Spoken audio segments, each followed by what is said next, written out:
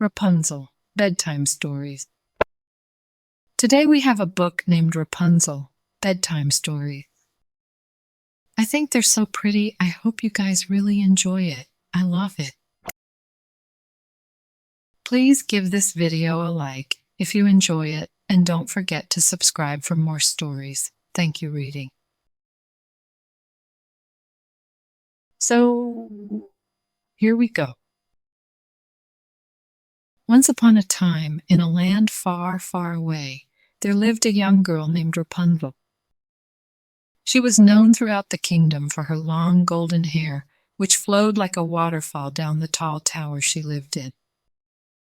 Rapunzel's story began many years ago when she was just a baby.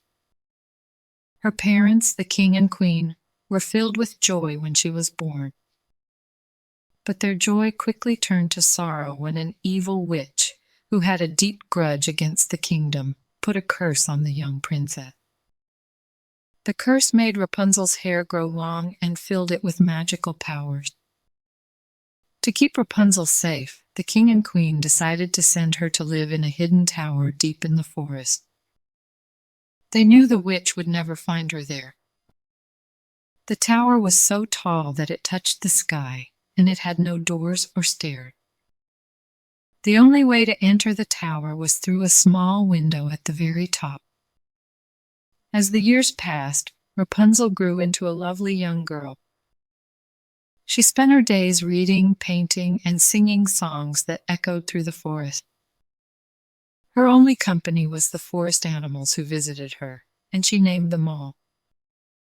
There was Whiskers the rabbit, Feather the bluebird, and Fluffy the squirrel. She loved them dearly. Now, as the story goes, there was a brave and kind-hearted prince who lived in a neighboring kingdom. He had heard rumors of the beautiful girl with the long golden hair locked away in a tower. He was determined to find her and rescue her from her lonely life. One day, as he was riding through the forest on his white horse, he heard a sweet voice singing in the distance. The song was so beautiful that it drew him closer and closer to the tower.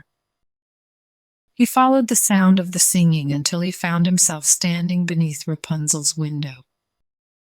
Rapunzel had never seen a prince before, and she was both surprised and delighted when she saw him.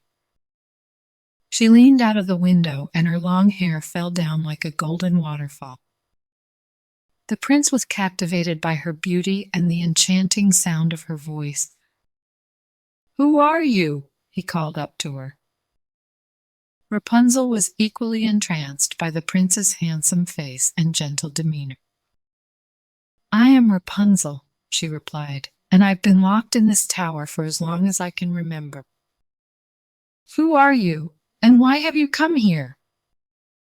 The prince introduced himself and told her about his quest to find the girl with the long golden hair. Rapunzel's heart skipped a beat.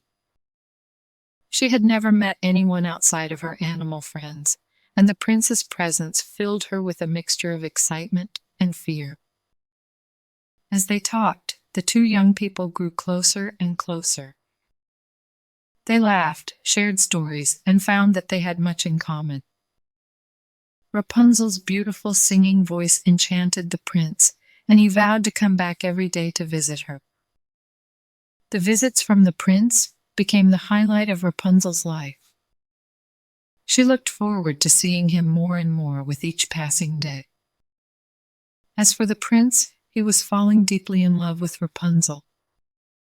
He knew that he wanted to spend the rest of his life with her. But there was a problem. The witch who had placed the curse on Rapunzel had discovered the prince's visit. She was furious and determined to stop the two from seeing each other. The witch knew that if Rapunzel's hair was ever cut, its magical powers would be lost forever. So she came up with a wicked plan. One evening, when the prince arrived at the tower, he called out to Rapunzel as usual. "Rapunzel, Rapunzel, let down your hair," he cried. Rapunzel leaned out of the window and tossed her hair down for the prince to climb up.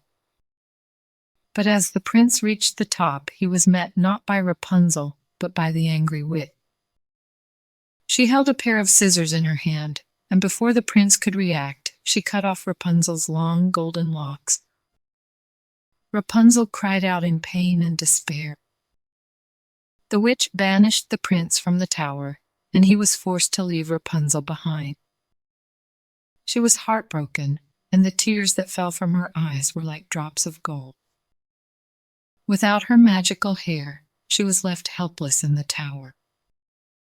The witch, who had taken Rapunzel's hair for herself, cast the young girl out of the tower and into the wilderness. Rapunzel was left alone and afraid, with no idea of how to survive in the outside world. The years went by, and Rapunzel roamed the land, her beautiful hair now short and ordinary. She often wondered what had become of the prince who had stolen her heart. She longed to see him again and to be reunited with the love they had shared. As for the prince, he had wandered the kingdom in search of Rapunzel.